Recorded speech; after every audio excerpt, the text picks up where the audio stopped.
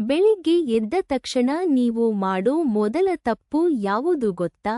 ಎಲ್ರೂ ಹೇಳ್ತಾರೆ, ಬೆಳಿಗ್ಗೆ ಬೇಗ ಏಳಿ, ಯೋಗ ಮಾಡಿ, ಜರ್ನಲ್ ಬರೀರಿ ಅಂತ. ಆದ್ರೆ ನಿಜವಾದ ಸಮಸ್ಯೆ ಟೈಮ್ ಅಲ್ಲ.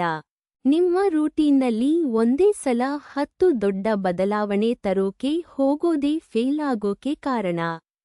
ಮೆದುಳಿಗೆ ಇಷ್ಟೆಲ್ಲ ಹೊಸ ಕೆಲಸ ಒಟ್ಟಿಗೆ ಒಪ್ಪಿಸೋಕೆ ಆಗಲ್ಲ.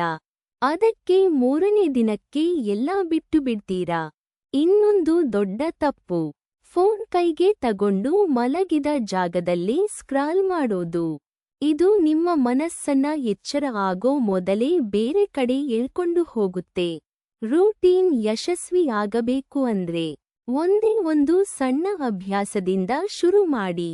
1 ಗ್ಲಾಸ್ ನೀರು ಕುಡಿಯೋದು.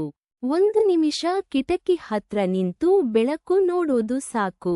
ಇದೇ ಸಣ್ಣ ಅಭ್ಯಾಸ ಮುಂದೆ ಪೂರ್ತಿ ರೂಟೀನ್ ಬೆಳೆಸುತ್ತೆ. ನಾಳೆ ಬೆಳಿಗ್ಗೆ ಒಂದೇ ಒಂದು ಸಣ್ಣ ಕೆಲಸದಿಂದ ಶುರು ಮಾಡಿ. ಫಲಿತಾಂಶ ನೀವೇ ನೋಡ್ತೀರಾ.